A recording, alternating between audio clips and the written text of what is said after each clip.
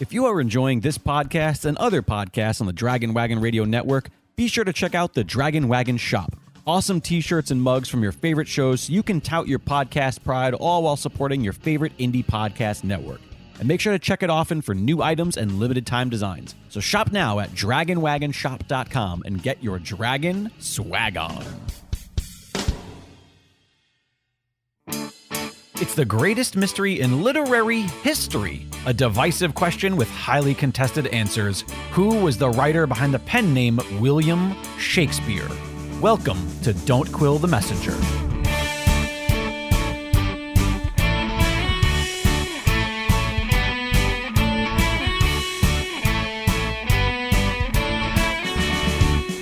Here's your host, Stephen Sable. Hey, here we are. Today's episode and topic of conversation is about getting it wrong. What's the effect of getting it wrong? It's a very interesting topic to consider when you think about the world's greatest English writer, and we got it wrong. And how has that affected the rest of society, the rest of history, and the rest of where we've been? We're going to learn a little bit about that today from guests Robert Meyers, a longtime journalist and author, Hank Whittemore, actor, journalist, and also author, and our moderator today, Julie Bianchi. Let's listen in. My passion for this topic is the result of my career in educational theater, mixed with my hobby, which is researching my English ancestors who rubbed shoulders with some of the prominent players in the Shakespeare arena. So when I think about this topic of Shakespeare's misidentity, I always fixate on this image of a pubescent farm boy, like those golden books we had in school. That cover, with a little boy lying in a haystack, staring up at the sun, chewing on a piece of straw, and this is the image I think that we're given about this creative boy genius, gentle will, having all this free time to dream up all these plays, all these plots that have nearly nothing to do with the world that he lived in. And I think by focusing on the myth of a rustic country boy turned London actor playwright, the realm of our imagination is given a completely different setting than the one directed by the life of a highly educated, privileged nobleman growing up at court. So immediately our sense of 16th century history is completely recast to make that adaptation possible. So I was thinking about when you were in school and you guys first learned about Shakespeare, who did you guys cast in that part? Well, for myself, I never thought about it. To tell you the truth, I only thought about Othello and Hamlet that I acted in college. And I did ask during one rehearsal, what do we know about Shakespeare? And the director said to me, actor became a writer. And, that was all that we knew about. And I had no real image of him, except I had the sense that Hamlet was the voice of the author, very close in that personal kind of voice, especially the soliloquies. It was a shock to me years and years later and I loved the soliloquies. I memorized them and walked the river and spouted them. And then to realize that the author might have been the same kind of, not only a nobleman or a member of the royal court, but somebody who put on plays for the monarch. And that was the high point of Hamlet, the turning point. It really changes your image because I know we're taught that the first thing you're told about Shakespeare is you get this idea it's an outdoor theater, and there's those guys standing there right at the foot of the stage, and they can get rained on and everything, and you don't understand that that's not the first time that play showed up. And in the meantime, too, what's going on around them? They tend not to tell you that in school because there was prostitution, gambling. It was it was a pretty raunchy place, those theaters. And so, if I can just go on a minute, I'd like to mention that in the study of this, I began to realize that the library had two different worlds in it. One was the English and drama department, and you had guys running around in tights with the banjos playing, and it was merry old England. at the Globe, and everything was great. And then you had the history department. And the history department was a dark and gloomy time of civil unrest at times, of a dictatorship, of torture in the tower, and political spies and subterfuge and all kinds of threats from Spain and the Catholics and all the rest. And so I realized that these two departments had to get together. One didn't talk to the other. And in the history department, Shakespeare was a disembodied voice. They'd get to a point in the history and say, as Shakespeare said in Richard II, as Shakespeare said in this play. And it was like he's commenting from above on these activities. But he had no body. No, he didn't have a cup of coffee with anybody. He didn't write a letter to anybody. And then over the drama department, he was a guy who wrote these plays, but again, he was disembodied. But this time he wasn't commenting on the history, the contemporary history. He was just writing these fantastic imaginary plays. Well, let me go back to your original question. First play I read was Julius Caesar, and I think it was the 8th or 9th grade. And I loved it. It was wonderful. I didn't believe what I was reading about the author. It made no sense to me that this would be a guy from the country who would come in, could learn all this Roman history. Then when I would read the poems and other plays, he knew this, he knew that. He was able to translate these languages. And we had no proof that he went to the grammar school they had at Stratford. So I was always, until my late 20s, early 30s, I was a Shakespearean. I never believed the biography. And I looked for biographies that would suggest that there was an actual person, a real person, behind the plays, somebody who'd written it. And I read about Marlowe, and I read about Bacon, and so I got their original works, and I read it, and stylistically, none of it was like Shakespeare. So I continued to love the plays, and I continued to believe, wow, this is a really great story. It's just not believable. I just don't believe it. And then for me, in the late 60s, or certainly at the very beginning of the 70s, I read an excerpt, I think it was in Harper's, an excerpt from a book by one of the Ogborns, and that made sense to me. And then I started reading about De Vere and his life and his experiences. And suddenly experiences that were being described in the plays fit an author's life experience. It wasn't this guy made it up. Because the real problem is every author you read has a life and you can connect it to his works, except for Shakespeare, and this stuff just flows from the ethersphere. And there's like no expectation, and no one seems to demand from him, like, how come he's the exception?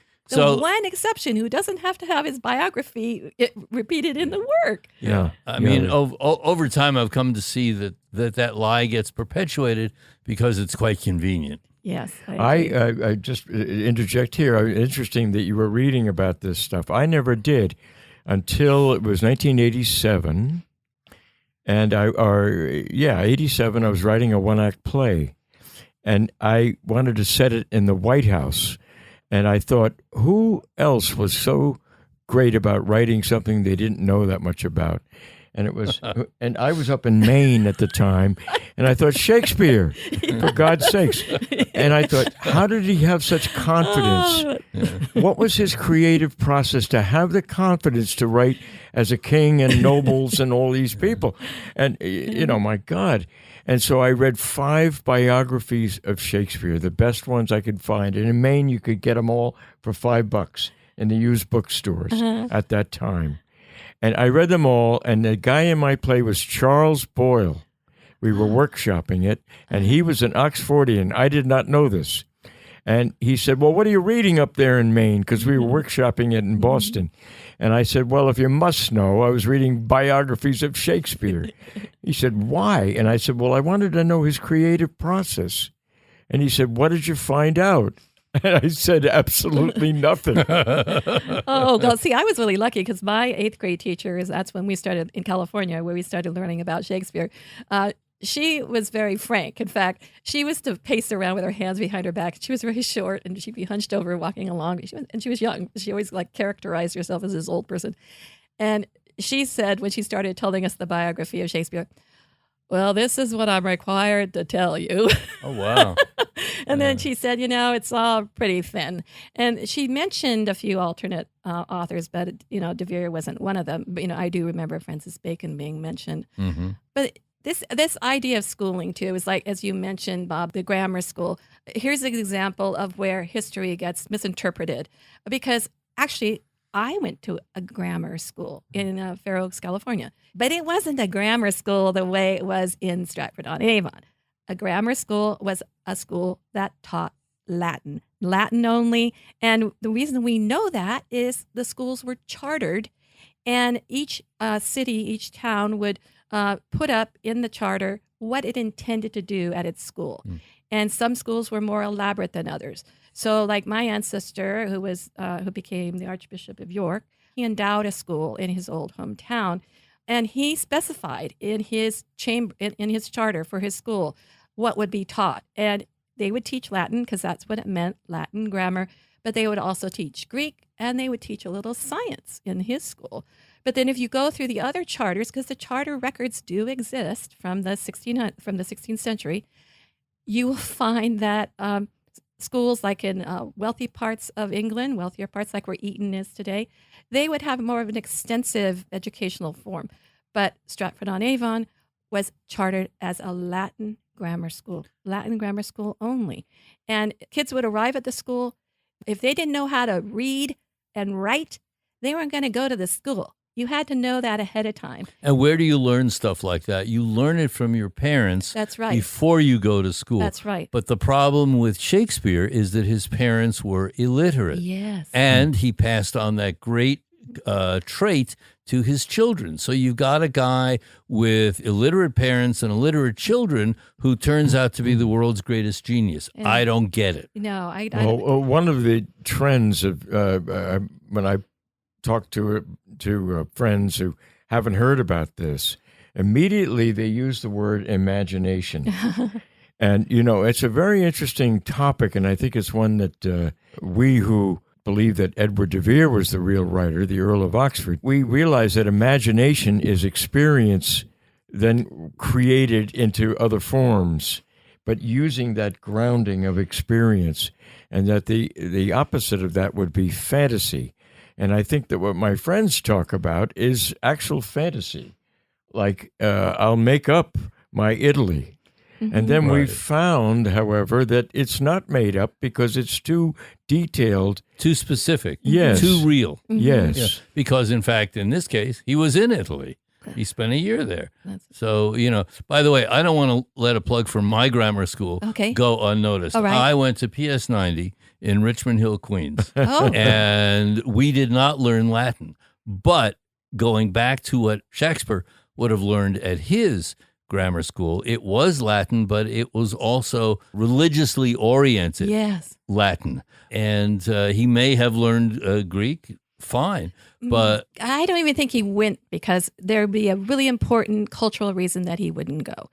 He was the eldest surviving son in his family. He did have an older brother, but he died when he was fairly young. The way it would work, his father, we are told, is a glove maker, although I still even doubt that because, his signature, they say it's the glove marking, the little compass for making gloves, but I think it's an X. They just don't know. You got to make it something because why is it an X? It couldn't be an X. So, well, there are no records of attendance at that grammar school. But the purpose of a school, going to Latin grammar school, meant you were going to proceed to Oxford or Cambridge and learn how to be a cleric. You're going to be a churchman. That's why you study Latin. Or you'd go to the Inns of Court and study law. So a Latin grammar school was to prepare you. So you were trained, with enough Latin that you could manage that work would be expected of you in those schools. And if you were the firstborn son, you didn't go. because you were going to inherit Daddy's business. That was your job. And Daddy would take you to work with him, and you would learn on the job the work. And there would be no purpose for you to go to grammar school, particularly with the expense and also like a person like Christopher Marlowe, for instance. He's given always an example. He was perceived as being extremely brilliant in his hometown. He was recognized. The church got together and said, let's send that bright boy, let's send him to grammar school and send him off to Oxford or I forget, Cambridge. Yeah, Cambridge. So they got sent off that way. But this guy, this didn't happen to Shakespeare. So even if he had gone to school, there would have been the intention that he was going to go on to become a churchman or a lawyer. And he didn't do that. And Didn't he leave school at 14? Well, they estimate that he left school at 14 just because of his, it's sort of a guess because he got married so young, and they try to make that up for saying, well, where could he have been? And so I guess he left school. If he went to school. Yeah, if he went to school. He left at 14. Yeah, it's like a lot of something. If he went to school. Yeah, let's make up how we can do this. So that to me is always the rub on that one, is that he had no business going to school. And also I went through the records of Cambridge and Oxford, which are online on the Oxoniensis and the Cambrianensis, and they're digitized. And you can go through and look up all of the people, what their names are, what town they were from, who their parents are often in it.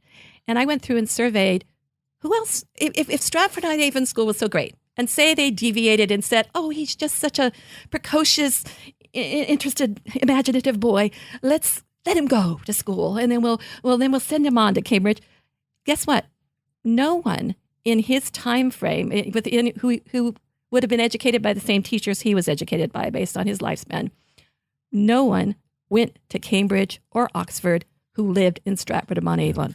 Yet they did at other schools, like Marlowe's school. There were famous people who were successful and other people who went to Cambridge or Oxford from his small town. He was in Canterbury, but yeah. One of the problems or the paradoxes of the Stratford, the traditional biography, is that on the one hand, you can go to the library and just look at the shelves, Shakespeare on medicine, Shakespeare on law, Shakespeare on botany, Shakespeare on just about every subject, very detailed, and each one tells you he was a master at this.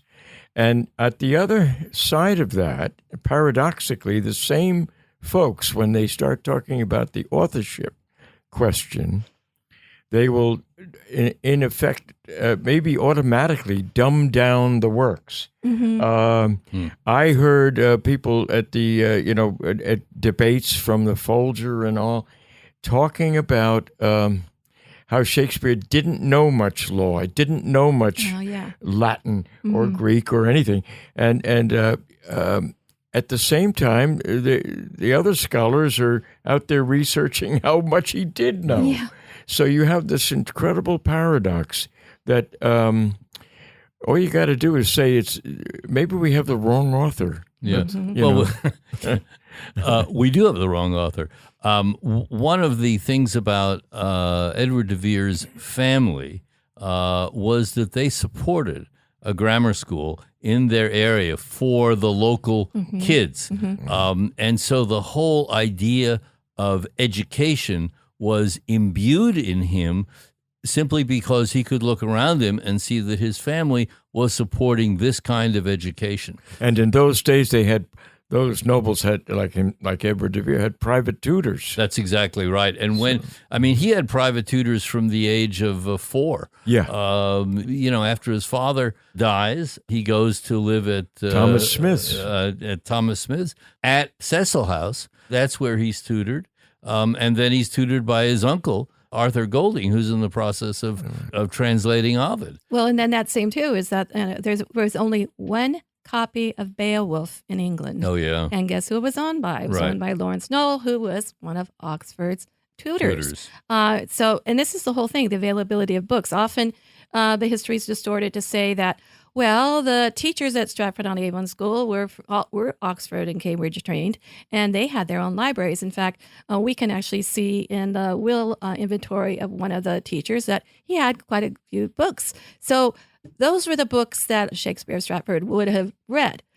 Well, except the problem is, you also see in his will that he gave away all his books, and he gave them to people who did not live on Stratford-on-Avon. They lived way across England and other places. So they try to invent a history by the little fragments that they can pick together. Let me ask each of you, because this is something I'm really unclear on. I know there were no lending libraries as we have in the United States as Ben Franklin started.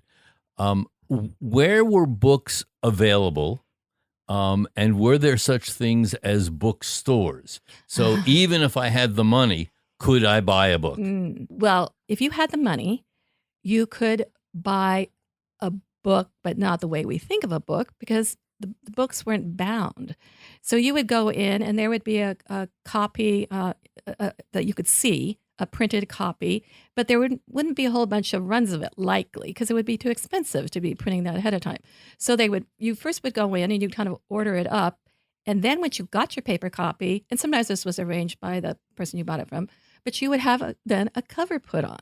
So we get this image, again, this sort of imaginary history of what it looked like. Oh, he's in there browsing along, and he's pulling books off the way we do today. Actually, it didn't work that way. And the other thing, because Queen Elizabeth was so paranoid about her stature, being the Protestant queen after the Catholic overrunning all the time, she required her Star Chamber required that any book that was bought at a bookseller, that there be a record of it. So they had, and these records still exist, which is really fun. They're at the Newberry Library in Chicago. You can see them there. And if you go through them, no one by the name of William Shakespeare ever bought a book. And also, if anything was sold, no, any author sold a book. They have the names of the people who bought the books? Yes, bought and sells. Go didn't know to that. Newberry. There's a whole bunch of books that Oxford bought, like the Geneva Bible. Sure. And he bought a whole bunch, I think half a dozen other books at the same time. And that sales slip is available someplace. It's in Roger Strittmatter's book on the Geneva Bible. There were, as you say, no lending libraries. Where the books were collected by the aristocracy in those big mansions and so forth. And at Cecil House, for example, he could roam the Cecil Library and find just about every possible book from abroad in the different languages as well as English. Yeah. I have read that Mrs. Cecil, and I don't know her first name, was quite the collector of books. Yes. Sure. And that she helped build up the library at Cecil House. And Oxford was friends with people like Lord Lumley, who had a big library, for example. And then, he was related to Lord Lumley. Pardon? He was related. He was related even. Oxford. And then you had, Shakespeare, Oxford, dedicated to Southampton. And then we find out that Southampton dedicated books to Oxford, I think, University. I don't know Cambridge. Oh, you're saying he dedicated books to the university itself? He gave them to the libraries. I didn't know about that. Bequeathed them, I should say. Okay. Yeah. But the dedications, too, that is a sign that, that how many books were dedicated to Oxford. It's really rather, because he was such a supporter of literature. 25 or 30? A big number, I know. I don't have it memorized. I don't have it written down here. But and all the people that worked for him were supposed sources of Shakespeare, contemporary sources. And you find out that, like, John Lilly influenced Love's Labour's Lost. Then to find out John Louis was Oxford's personal secretary. Yeah. Wow, what a coincidence. Yeah, that's right. Well, I always think that line where they say, where Johnson was supposed to have responded to, he never blotted out a line, or wish he had. Yeah. Well, I think they're really saying is, of course he never blotted out a line because he had secretaries writing for him. The secretaries would have blotted out the line, don't you see? Or he didn't write the lines. That's right. But it works both ways, I think, on that. So, but that whole thing of the availability of books, it is really troubling and troublesome to try to, because there are actual references in these works that you have to have known about the book, and then try to say that he was chumming up with Henry Risley, again, defies the culture of the time. There was tremendous class consciousness.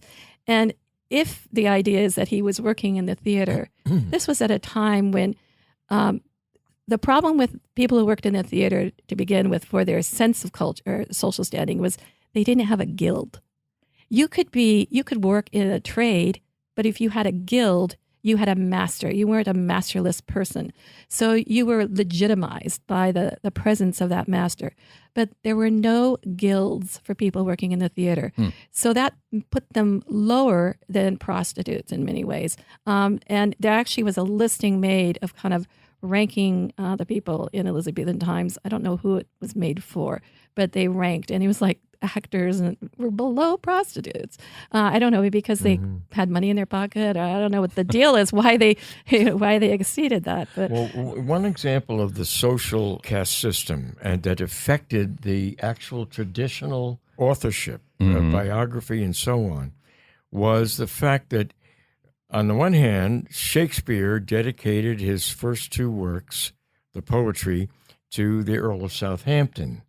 Then we have the sonnets, which the traditional Stratfordian scholars said, there's the fair youth, but when did they say it was Southampton? It took them till 1817 to decide. The first person was Nathan Drake to suggest that Southampton was the fair youth of the sonnets.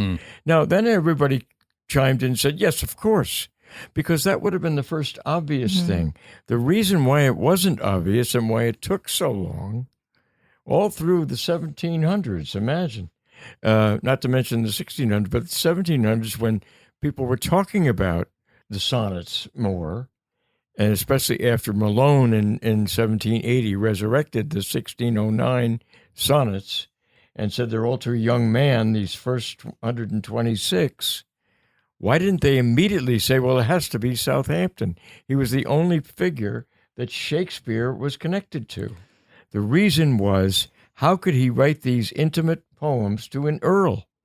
It had to be that simple. it just wouldn't make sense. I've thought with all of the works that we attribute to Shakespeare, or we on this podcast are attributing to De Vere, you've got three chunks of creation. You've got the plays, 37, if that's your number, or maybe up or down. You've got the poems, the long narrative poems, and you've got the sonnets. They are all different. They are all highly written by somebody who is clearly highly educated, who had access to works that had not yet been published in English. They explored forms that were not yet popular in the English language. The sonnet form was brought in by the Earl of Surrey, who was Oxford's uncle. Hello. And there's no coordination by the Shakespeareans of the sonnets and the poems and the plays. Right. Just no coordination, because the whole, in my opinion, the whole persona of Shakespeare is a creation. So you can say anything you want or think anything you want, and it doesn't matter, because you're not trying to align it with fact. Whereas the sonnets were highly personal and were not published. The poems were written when the theaters were closed because of the plague. So you got to align these things. You got to make things work. And if you're making up your guy, it doesn't matter. But see, we have that whole nature of history. Look, you got, what do we look at? We make history with. We have archaeology, dig up and find stuff. Oh, look, this is what happened. You have papers. We have these documents that tell us it's true. Or we have hearsay. And hearsay can be reliable, but it's really subject to embellishment. So here we have this guy, William Davenant, and he does tell us a bit about history in some of those stories he tells. He says that Shakespeare be traveling between England and Stratford-upon-Avon. Can you just explain who Davenant was? Oh, yeah, I'll say. Well, William Davenant was an actor. He actually became poet laureate after Ben Jonson. He said he was Shakespeare's son. And so he told us this because he'd say that, well, here's Shakespeare. He's traveling to and from. My parents had an inn, and he got into the sack with my mom, and that's how I'm his son. Now, this is just sort of bogus if you really think about it, but still, we do get the image of a man traveling, staying at an inn. So that part of the history has a truth to it. Knocking up the innkeeper's wife? But yeah, knocking up the wife, that happened too, so it's not without norms, What a job. Well, because, people, when they'd stay in an inn at the time, they'd sleep in the same bed with a stranger, like really kind of Do you crazy think that there way. was truth to it? I mean, I don't think I think the truth of it is that Davenant's parents were innkeepers and that people would come in and travel, and that maybe Shakespeare, because Shakespeare was involved in grain dealing. And he also was a known owner of some shares in the Globe. Now, think about How do you know that? We know that because there actually are records. And that's just one thing I actually, unfortunately, I didn't put them here on my screen, so I can't tell you where, but this is recently something I've established, that he really did own shares in the Globe. And I'll tell you. That's something I don't agree with. Okay, you explain to me. Just to Let me tell you. Tell me why. I'll tell you why I believe he did, and you can tell me why you say he didn't. Sure. Okay, that it was someone. You're saying it's someone else in those records. Okay, the Grocers Guild in London, they were charged with keeping a stockpile of grain for famine, and who were grocers but Hemmings? The people involved. There were people who were involved in play production who were in that guild. So we have the same thing where we have this issue where we know that he had grain. He had grain. There's records of him hoarding grain. There was grain required. He was in London. We know that there was a man who lived with the Mountjoys. He was a tenant of the Mountjoys. So there's a record of him being there. There's also a record of him being arrested with Francis Langley for roughing up a man, which to me smacks of money lending. So there was this real man who existed. And it just seems so that, like, every time he's in London, the name gets spelled Shakespeare, and I think that has to do with the connection to the plays. And every time he's in Stratford-on-Avon, it's spelled Shakespeare. But I think the connection came with the grocers and the Grocers Guild, and that's how he got involved, because the shareholding would have been part of money lending, that you take collateral as a piece of property.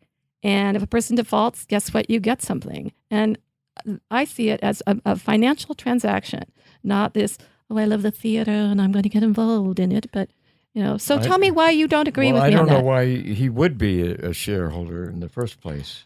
Why not? I don't see it. I think that the Earl of Oxford had written all of the plays by the time after the Armada victory in 1588. And there was a 5-year period, and you get into the early 1590s. You're now going to have a 10-year period only, in which Oxford is 40, and he's going to have 10 years of his life in which Shakespeare, his pen name, is flourishing. Mm-hmm. Okay, now if you had all these plays and you want to revise them from where they were, and issue them under your pen name, which began in 98, actually, 97, 98, which makes it only 5 years that the Shakespeare name on plays existed during his lifetime. Mm-hmm. First, you want a company to perform them. You want your own company. And there's a note, Shakespeare with Burbage and Kemp get £20 Mm-hmm. for the first plays.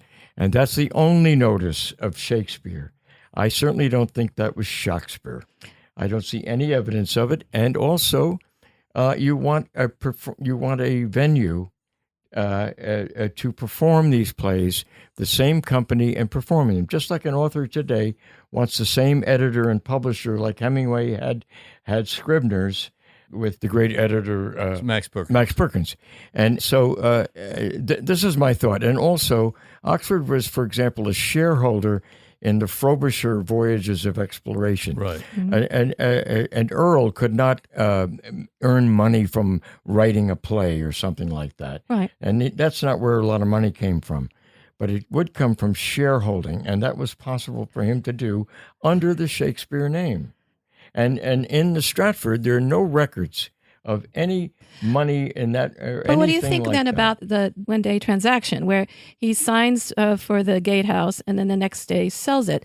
That is what a moneylender would do. Yes. And to me, because we know John Shakespeare was a moneylender, and the man who recently did you heard about the salt mines where they keep these old documents, and someone recently went through them and discovered, lo and behold, that John Shakespeare was all involved in money lending and was getting in trouble and having some transactions that were going wrong, and like father, like son. And I think that he had every opportunity to be a moneylender, and you didn't have to have a lot of money to start out, because you would go in and you could stand next to someone who was borrowing money and vouch for them.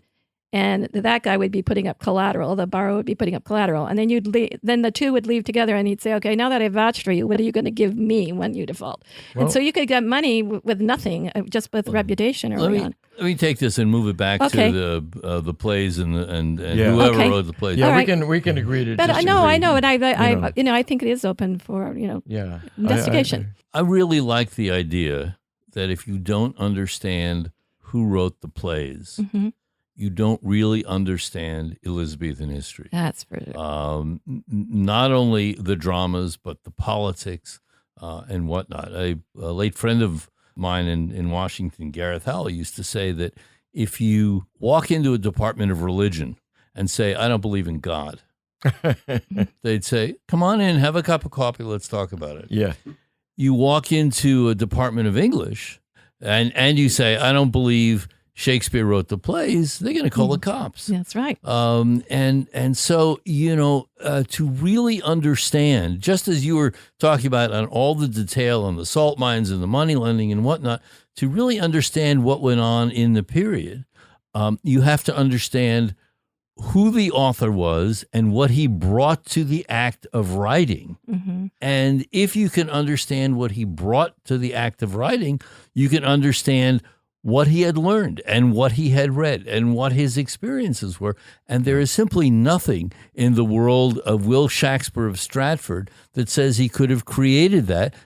It's just is not, what is it, in Midsummer Night's Dream, of imagination all compact. Sure, No, it's not imagination all compact. This guy had a whole life experience, and he put that into the plays, and he worked on them over 20 years or so. Well, that's one of the first things that author, once you realize it was a different author, and it was the Earl of Oxford, the time frame of writing them and the circumstances of what made him write them and why he wrote them come out. A lot had to do with Elizabeth's French match, that she was going to marry the Duke of Alençon Right.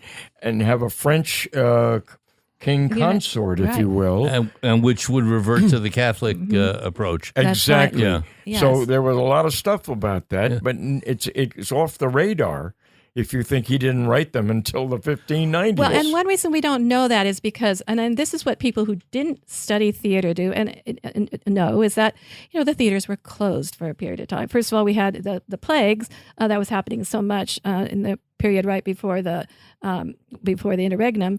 And then during that time, we also had the civil wars brewing up, and that kind of shut everything down. So really, for about a total of 40 years, there was actually kind of no theater to speak of. 20 years legally, the theaters were actually closed. So you lose this much time for people to not even know the plays, and then suddenly we start up again, but even not that fast. It was kind of a slow build. So you have this sort of loss of history. And this is the thing, is the one thing about history is that there is a moral high ground to it or something. I read this guy named Mark Damon from Utah State, and he said, when any event in the past, real or not, assumes some sort of moral force, and society sees a purpose for carrying the story across time, it is far more likely to survive in the collective memory. When a lie is repeated often enough, it turns into truth, or rather, it appears to be true. So we have this invented history, and it has a real strength. And we know this as Oxfordians, how hard it is to get people to. I've had people who've read Mark Anderson's book on Shakespeare, and they've said, "Oh yeah, I think it looks pretty good, but I really just prefer believing what I believe." Well, because the belief is very convenient. It's, if Shakespeare could do it, I could do it. I don't have to get too political in contemporary world. Exactly. To say if a guy who's not qualified to be president can become president, I can become president. Right. But with Shakespeare not having any other qualifications, we can say, sure, that might be nice. But we also get into the question of the development of the English national personality. And while Oxford was a high-ranking nobleman, we did go through a period of time where the nobles were being downclassed. I don't know how else to say it. And the whole idea of a democratic rise was developing. And Shakespeare fits that pattern because here was a guy who was a commoner, a glover's son, who may or may not have had an education. And suddenly, in the late 18th century, he has the best of the English personality. Created so much of the language. That's right. New That's words. exactly, And also, there's a parallel. In World War II, we had a propaganda department during war. Oh, yeah. And Queen's Men was precisely that. And Francis Walsingham, the spy master, was part of initiating that with the Queen. And so you had these early Shakespeare works that they're beginning to realize history works. That the history plays, and they say, well, Shakespeare must have plagiarized them. He must have lifted their plots and scenes. Oxford got £1,000 a year from a queen who was cheap, which is the only way to put it. Never had to repay them. No purpose was ever given. And it started at the precise time when England was threatened by Spain and France, and Oxford was writing the history plays. And this is part of what I believe you're talking about, the national identity. Yeah. It was creating a language and an identity for which you fight. And it brought down young men from all over, and different ages of men, who spoke different dialects. You know what happened in World War II? Laurence Olivier was asked to make a film of Henry V to inspire the British soldiers. And it's exactly what happened. Oh, yeah. Yeah. Some of our great filmmakers were working in those shops. Yeah. George Stevens would have been one.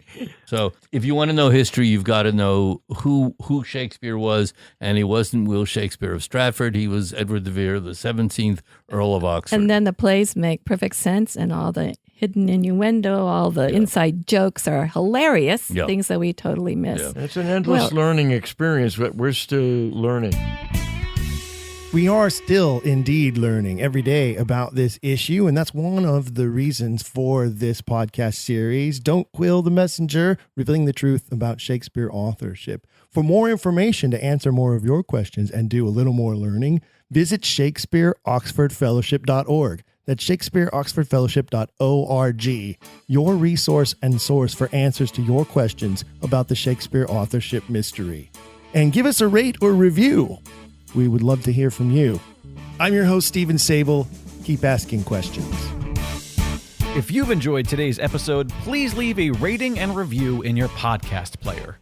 For even more, visit our website, don'tquillthepodcast.com. There you can find official merchandise in our shop, as well as a link to our Patreon. This show is made possible by people like you. We hope you'll consider showing your support by becoming a monthly patron, where you'll receive bonus material and tons of exclusive perks. You can also join in the conversation on our Discord and by following us at Don't Quill the Pod on all social media. All of this can be found at don'tquillthepodcast.com, don'tquillthepodcast.com.